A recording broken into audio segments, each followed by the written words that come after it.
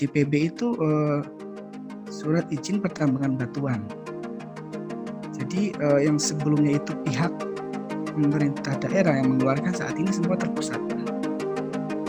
Itu perbedaannya di situ. Lalu setelah kita mendapatkan BIU, terus lalu kita mendapatkan izin usaha pokok dengan permohonan kita ke Dirjen Mineral Pak tujukan kita Menteri, lalu penggunaan izin. Jadi izin itu tujuannya salah satunya adalah untuk mengarahkan dan mengendalikan aktivitas tertentu. Jadi memberikan izin kepada pemohon izin itu tidak serta-merta hanya sekedar memenuhi kewajiban karena ada permohonan, tapi di dalamnya ada muatan yang ingin dicapai, ada memang keinginan yang ingin dicapai, yaitu agar dengan adanya izin maka ada batasan-batasan.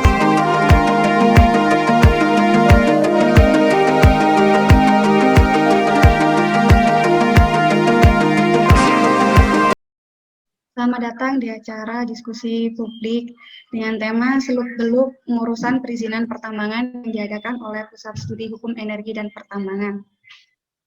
Kenalkan, saya Puja Karisma Permata-Ayu yang akan memandu jalannya diskusi kita pada sore hari ini. Bapak, Ibu, dan rekan-rekan sekalian, PUSEP merupakan lembaga yang bergerak khusus di bidang kajian dan advokasi, khususnya di sektor hukum energi dan hukum pertambangan. PUSEP juga rutin mengadakan kegiatan diskusi, di mana dalam satu minggu ini bisa 2 sampai 3 kali. Tema diskusi sebelum itu, pada diskusi kali ini sudah hadir di tengah-tengah kita 2 narasumber yang cukup hebat, yang sangat hebat bahkan. Yang pertama ada Bapak Chandra Pamungkas ST. Beliau merupakan praktisi pertambangan yang saat ini bekerja sebagai Corporate Government Relation and Permits di Sepuku Group sejak tahun 2013 sampai sekarang. Dan yang kedua ada Bapak Suyanto SHMH. Beliau merupakan advokat senior dan juga peneliti senior di PUSEP. Beliau ini yang nanti akan menyampaikan terkait aspek hukumnya bagaimana, sedangkan Pak Chandra nanti akan menyampaikan terkait bagaimana praktik di lapangannya. Bapak, Ibu, dan rekan-rekan sekalian, tema diskusi hari ini cukup menarik karena kita akan mengupas tuntas terkait perizinan. Karena berbicara soal perizinan, tentu yang ada di pikiran kita tidak lepas dari yang namanya birokrasi. Banyak dari kita yang hanya mengetahui terkait regulasi atau bagaimana sih pengaturannya, tapi tidak tahu bagaimana di lapangannya. Begitupun sebaliknya, kita hanya tahu bagaimana implementasinya, tapi kita tidak tahu bagaimana regulasinya. Nah, mungkin juga ada beberapa dari kita semua yang masih belum tahu bagaimana regulasi maupun implementasinya. Oleh karena itu, langsung saja kita bahas diskusi kali ini, bagaimana seluk-beluk pengurusan perizinan pertambangan di Indonesia. Oke, untuk mempersingkat waktu, terima kasih atas kesempatan yang diberikan kepada saya, Pak Bismar, terutama sebagai Direktur PUSEP. Ini suatu kehormatan buat saya bisa duduk dan bisa berdiskusi bersama-sama. Oke, saya sebenarnya nggak banyak tahu, tapi setidaknya ada sedikit pengalaman saya untuk mengurusi masalah perizinan ini, Bapak Ibu semua. Saya mau sharing sebentar masalah pengalaman saya sebelumnya. Jadi saat ini saya bekerja di Sepuku Group sejak tahun 2013. Sejak tahun 2013 yang mana sebelumnya otoritas daripada pertambangan ini kan awal mulanya dari kabupaten ya Pak, Bapak Ibu semua. Terus kemudian di tahun 2014 ada PP 23 yang mana setelah 2 tahun itu harus ditarik ke provinsi. Sehingga perizinan kami mengurusnya di provinsi. Lalu tiba-tiba ada undang-undang baru tahun 2020 ini, yakni nomor 3. Itu merupakan perubahan dari Undang-Undang nomor 4 tahun 2009. Yang membedakan dari undang-undang sebelumnya adalah kewenangan. Bagi kami ini suatu hal yang unik.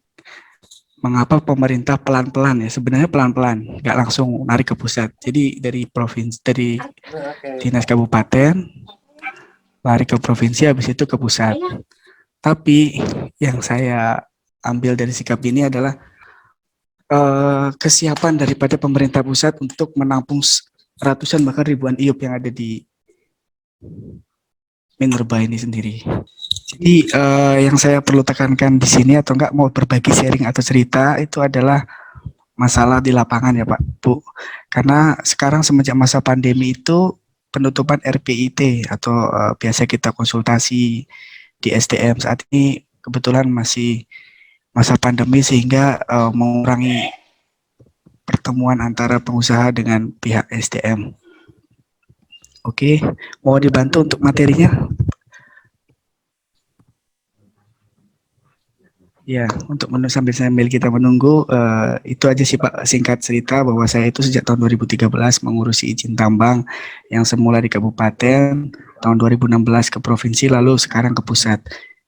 Secara keseluruhan hampir mirip sama, dari segi alur ataupun apa, cuma untuk masalah proses aja yang sedikit berbeda, karena SDM di pusat itu kan sangat terbatas ya Pak, berbeda dengan di daerah. Karena hampir setiap daerah kan biasanya punya petugas atau pelayanan SDM itu yang maksimal. Jadi tiap provinsi menaungi daerahnya masing-masing. Namun yang sekarang kita alami itu hampir semuanya di pusat, terpusat lah. Sehingga ya mungkin ada delay-delay. Dan delay-delay ini membuat beberapa perusahaan merasa panik. Kenapa? Karena contoh misal RKAB. Ada beberapa shipment atau enggak yang sudah siap jalan, akan tetapi KAB-nya belum clear sehingga harus ditunda dan itu membuat demores seperti itulah Pak. Oke, sambil kita menunggu slide-nya, saya di sini akan secara singkat aja. Ini Pak, tema kita kan sebeluk-beluk pengurusan perizinan pertambangan Bapak Ibu. Yang saya akan angkat di sini adalah proses pengurusan dan izin perizinan di bidang jenis perizinan di bidang pertambangan. Next, bisa dibantu next. Ya, lalu di sini kita lihat Bu, inilah sebenarnya secara umum ilustrasi perizinan pertambangan. Perizinan pertambangan itu erat kaitannya dengan beberapa kementerian terkait. Yakni kalau kita bisa secara umum, pertambangan itu hanyalah usahanya, tapi singgungan dengan kementerian itu ada. Contohnya, ketika kita berkaitan dengan lingkungan, pastinya kita harus mendapatkan rekomendasi izin lingkungan agar semuanya tidak menimbulkan efek terhadap lingkungan. Seperti itu. Itu juga izin kehutanan. Izin kehutanan itu erat kaitannya dengan apa, Bapak Ibu semua? Erat kaitannya dengan masalah izin pinjam pakai, karena tidak semua wilayah IUP, izin usaha pertambangan itu di area APL, area penggunaan lain. Ada juga di pinjam pakai, sehingga sebelum kita mendapatkan IUP, setelah kita mendapatkan IUP, kita harus mengklikkan di kehutanan. Tuh, seperti itu Bapak Ibu. Lalu kita kembali ke IUP-nya. Nah, di dalam izin usaha pertambangan ini, saya analogikan seperti ini. Jadi pertama kali yang harus kita dapatkan adalah WIUP. WIUP itu apa? WIUP itu identik dengan lahan. Wilayah izin usaha pertambangan. Kalau kita di IPR itu namanya WPR. Kalau di UPK itu namanya WUPK. Sebenarnya secara keseluruhan atau secara umum itu sama. Hanya berbeda di tingkat perlakuan. Dalam hal ini kalau kita IPR, izin pertambangan rakyat itu terbatas secara wilayah dan investasi. Dia hanya untuk masyarakat. Sedangkan IUP itu swasta murni, sedangkan UPK itu kelanjutan daripada kontrak karya atau PKP 2B. Itu aja. Nah, terus SIPB, apa sih itu SIPB? Kok sebelumnya nggak ada SIPB, adanya kan IUP batuan. SIPB itu surat izin pertambangan batuan. Jadi yang sebelumnya itu pihak pemerintah daerah yang mengeluarkan, saat ini semua terpusat. Itu perbedaannya di situ. Lalu setelah kita mendapatkan WIUP, terus lalu kita mendapatkan izin usaha pokok dengan permohonan kita ke Dirjen Minerba, tujukan kita menteri, lalu ada namanya izin usaha lain, yaitu IUJP.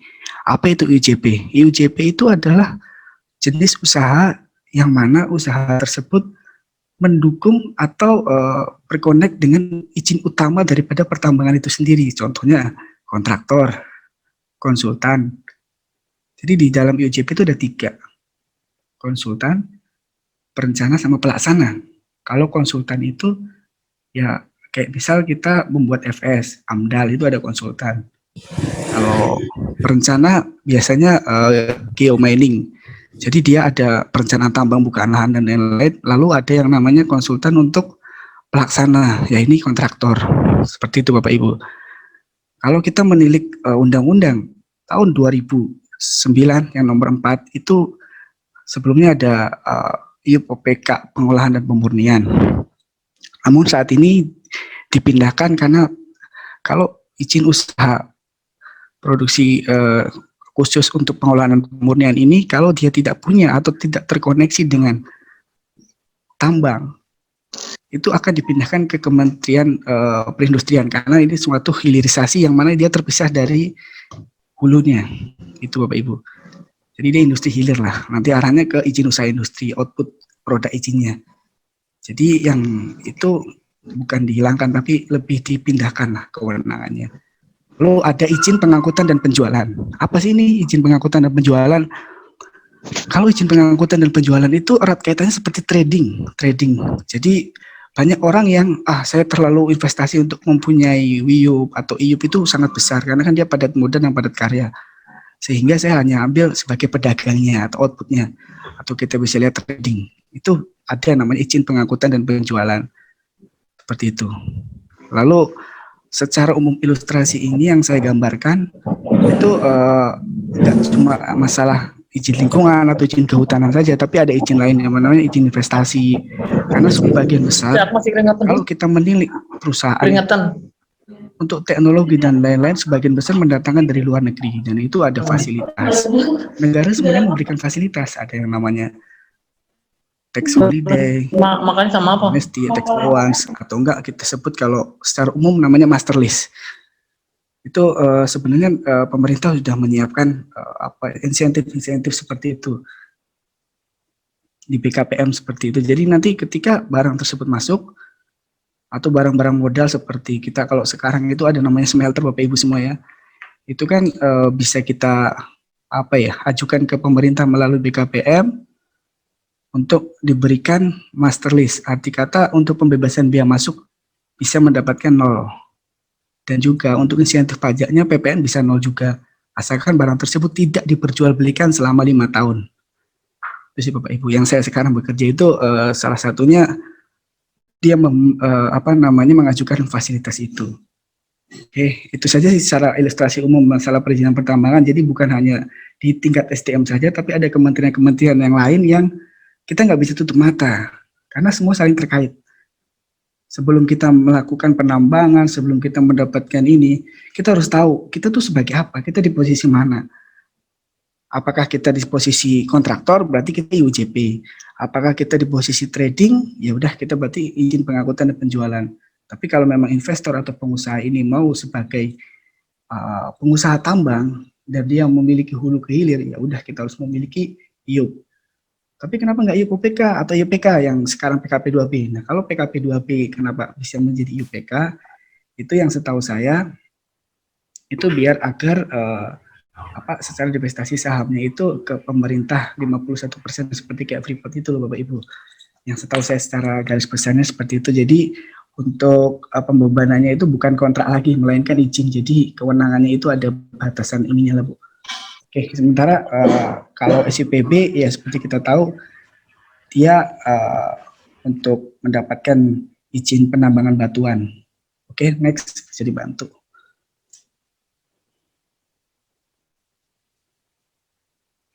Nah, ini dasar hukum. Dasar hukumnya itu yang pertama PP nomor 24 tahun 2018 tentang pelayanan perizinan usaha terintegrasi secara elektronik atau OSS. Yang outputnya salah satunya adalah nomor induk berusaha. Mengapa kita menyebutkan PP nomor 24 tahun 2018? Karena sebenarnya di dalam kita berusaha itu harus ada yang namanya single ID. Kalau kita menilik di Singapura itu mungkin ada AKRA. Dia sebagai identitas suatu perusahaan yang mana satu perusahaan itu parameter nomor itu bisa nge-link ke pajak atau PNBP yang lain. Seperti itu. Tapi untuk di ISDM itu tidak setahu saya untuk pengurusannya tidak langsung ke OSS, dia otoritas kementerian itu sendiri. Jadi SDM hanya membutuhkan NIB-nya saja. Untuk perizinan yang lain tidak harus menerbitkan apa istilahnya izin komersial, izin usaha itu tidak ada di OSS, tahu saya Pak. Jadi tetap harus mengajukan langsung ke ISDM. Lalu Undang-Undang Nomor 3 Tahun 2020. Undang-Undang Nomor 3 Tahun 2020 itu merupakan perubahan atas Undang-Undang Nomor 4 Tahun 2009 tentang pertambangan mineral dan batu bara. Secara umum, undang-undang ini mirip dengan Nomor 4 Tahun 2009. Hanya saja kewenangannya ditarik semua ke pusat. Seperti introduction tadi saya bilang, produknya mirip-mirip sama. Cuma ada beberapa yang dipindahkan, ada beberapa yang dikurangi.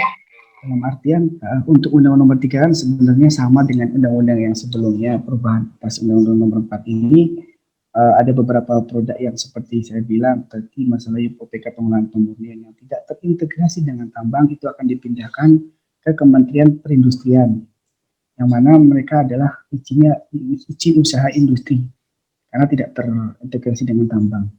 Lalu ada Permen SDM Nomor 7 Tahun 2020 tentang tata cara pemberian wilayah perizinan dan pelaporan atau compliance untuk kita tetap bisa patuh terhadap kewajiban-kewajiban kita. Ini Permen SDM Nomor 7 itu sebelumnya kan Permen SDM Nomor 11 kalau nggak salah ya. Oke, next. Kalau undang-undang bisa kita baca bersama-sama. Lalu jenis-jenis perizinan. Jenis-jenis perizinan yang saat ini bisa kita peroleh, itu kembali lagi kita maunya arahnya kemana, seperti apa. Itu ada izin usaha pertambangan, izin usaha pertambangan khusus, dan ini kelanjutan daripada IUPK. IUPK sebagai kelanjutan kontrak karya dan PKP 2B, yang seperti kita ketahui KPC, Freeport, dan lain-lain. Nah, ada izin pertambangan rakyat, surat izin pertambangan batuan, izin penugasan, izin usaha jasa pertambangan, izin pengangkutan dan penjualan. Kita bahas satu-satu. Yang pertama izin usaha pertambangan. Izin usaha pertambangan itu adalah suatu usaha yang padat modal karya, yang mana dia ada beberapa tahap. Nanti akan saya jelaskan di slide selanjutnya. Lalu izin usaha pertambangan khusus itu dia memiliki WPK khusus yang mana pengajuan pengganti untuk kontrak karya atau PKP 2B. Kalau kontrak karya itu kita tahu bahwa untuk izin kontrak karya itu erat kaitannya dengan komoditas mineral, kalau PKP 2B batu bara. Lalu izin usaha pertambangan khusus itu sebagai kelanjutan KK dan PKP 2B. Lalu izin pertambangan rakyat yang secara investasi itu terbatas dan luasannya juga sangat terbatas. Untuk perorangan, IPR hanya diberikan 1 hektar. Dan untuk kelompok 5 hektar, dan untuk koperasi bisa sampai 10 hektar. Lalu SIPB, isi surat izin pertambangan batuan. Ini sebelumnya kalau kita tahu di daerah itu namanya izin pertambangan batuan, galian C atau enggak andesit atau gamping. Itu mirip, hanya kewenangannya ditarik ke pusat. Lalu izin penugasan. Izin penugasan setahu saya izin yang dilakukan oleh kementerian dengan badan penelitian untuk melakukan suatu kajian untuk mendapatkan suatu cadangan atau resource di dalam wilayah tertentu. Lalu ada izin usaha jasa pertambangan. Izin usaha jasa pertambangan tadi seperti yang slide sebelumnya ada 3. Yang pertama konsultasi, perencanaan, dan pelaksanaan. Jadi pelaksana. Jadi ada 3, tergantung setiap perusahaan itu mau arah konsultasi atau perencana atau pelaksana. Lalu izin pengangkutan dan penjualan itu erat kaitannya dengan trading. Jadi perusahaan yang bisa membeli, mengangkut, dan menjual dari pemilik tambang kepada end user atau pabrik, misalkan batu bara seperti itu.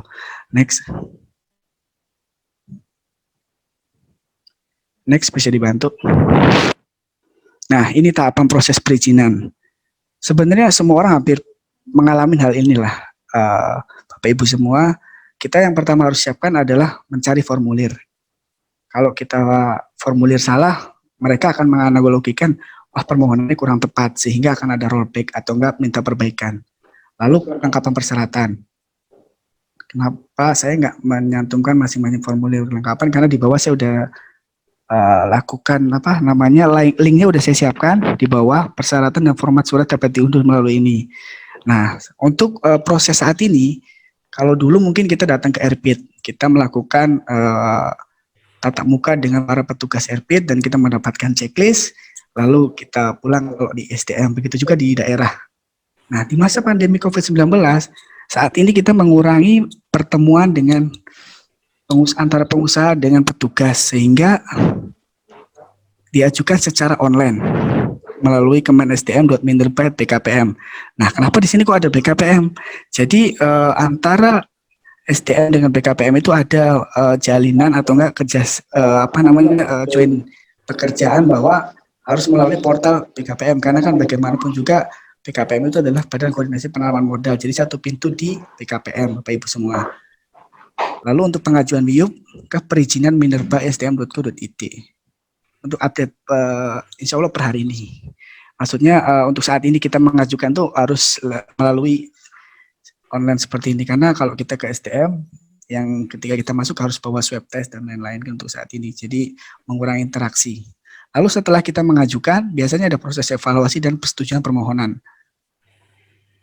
Proses evaluasi ini setahu saya untuk IUJP atau UPK itu biasanya SOP-nya 2 minggu kerja, nanti kita ada balasan email ketika memang lengkap, akan diterbitkan, kalau belum akan diminta diperbaiki terlebih dahulu. Nah, untuk saat ini baru beberapa hari lalu Minerba mengeluarkan produk baru, yaitu minerba.sdm.go e-tracking. Jadi kita tidak pusing bahwa status kita sampai mana, kita harus nggak perlu datang ke SDM untuk menanyakan, Bu, status kami kenapa belum clear atau belum jelas nih, tertahan di mana. Nah, saat ini sudah bisa di-tracking dengan memasukkan alamat email perusahaan. Jadi perusahaan tidak terlalu worry untuk proses kita sampai mana, kendala kita seperti apa. Oke, seperti itu. Nanti persyaratan dan format surat sebenarnya bisa mudah diunduh di minerba.sdm.go.id. Tinggal menyesuaikan perusahaan kita, arahnya mau kemana, apa yang kita butuhkan sesuai dengan tujuan dari perusahaan itu sendiri.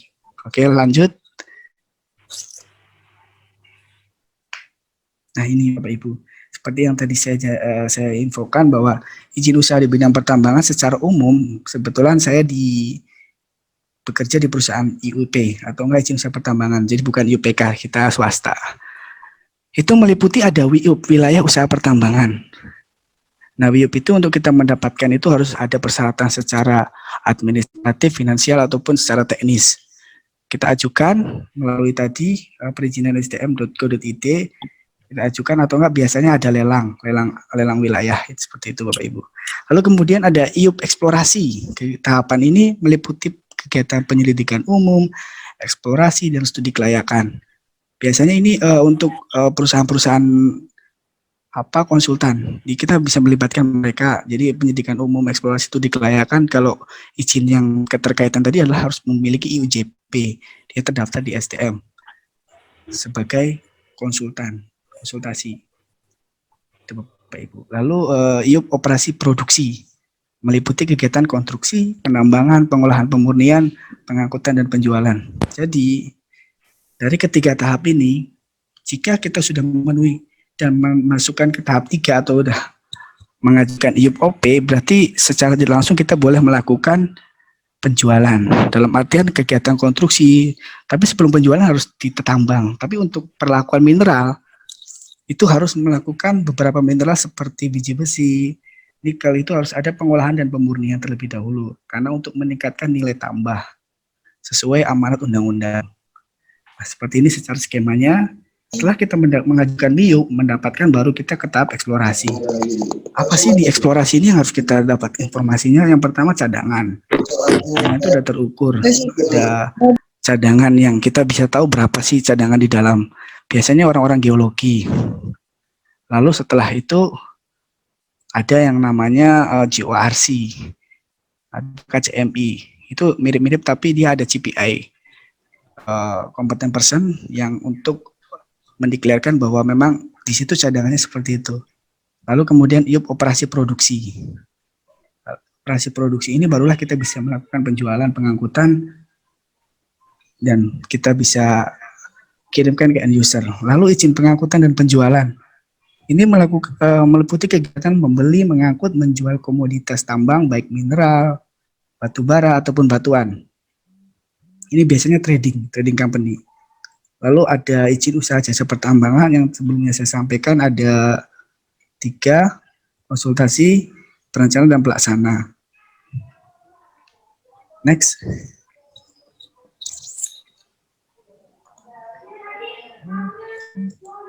Nah, saya di sini sebagai informasi, tapi bukan berarti suatu patokan yang saya alami di lapangan sejak ada Undang-Undang 3 tahun 2020 itu beberapa yang saya alami itu ada ketidaktahuan atau kebimbangan.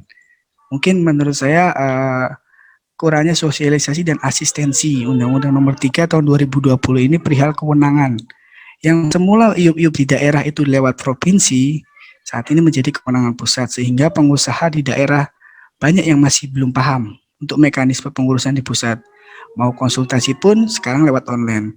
Dan mungkin yang masuk lewat online pun itu lebih dari 100 ataupun berapa orang yang menanyakan, sehingga operator merasa kebingungan juga. Jadi mohon sama-sama memaklumi lah, karena Undang-Undang 3 ini kan terbit di masa pandemi, jadi situasinya mungkin kurang sedikit pas dan kurang elegan lah.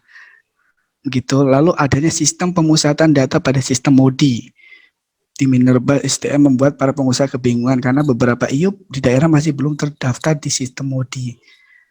MODI itu Minerba Online Data Information. Nah, di sini itu banyak beberapa, masuk saya juga kadang, kenapa di daerah tersebut IUP-nya tidak masuk? Mungkin pada saat kita tahu CNC, mungkin belum terdaftar CNC. Jadi hal-hal demikian juga membuat para pengusaha atau seperti kita pelaksana di lapangan itu kebingungan bagaimana sih cara daftar di MODI, ternyata harus melewati beberapa tahap. Jadi beberapa pengusaha itu kebingungan untuk akses bagaimana caranya dia itu bisa mengajukan seperti itu. Lalu kesiapan pemerintah pusat dalam hal ini Dijen SDM, Dijen Minerba SDM yang harus memaksimalkan pelayanan mengingat semua kontrol ada di pusat seperti persetujuan RKAP dan lain-lain. Kenapa saya tulis ini? Karena seperti kita ketahui banyak atau enggak ada beberapa yang delay shipment, dalam artian pelayanan yang sebenarnya kalau kita lewat provinsi itu kan semua tertangani dengan rapi. Kenapa? Karena mereka mungkin secara manpower mencukupi, sehingga yang seperti di provinsi-provinsi tertentu dia sudah terbiasa melakukan, ini perusahaan sudah biasa. Nah, sekarang di pusat keterbatasan SDM itulah yang membuat delay time seperti itu sih secara umum. Tapi kita tidak menyalahkan karena memang lagi musim pandemi, sehingga ya memang harus sama-sama memaklumi dan kita harus bersabar karena semua sistem lagi diperbaiki dan lagi dibenahi seperti itu Bapak Ibu. Mungkin ini lagi menuju zona 4.0, jadi semua sistem online. Ya, terima kasih. Mungkin itu saja sih secara umum bahwa pengalaman saya di lapangan untuk masalah perizinan, dan mungkin kurang lebihnya jika ada kesalahan mohon kita sama-sama diskusi dan sharing. Terima kasih. Assalamualaikum warahmatullahi wabarakatuh. Saya kembalikan ke moderator.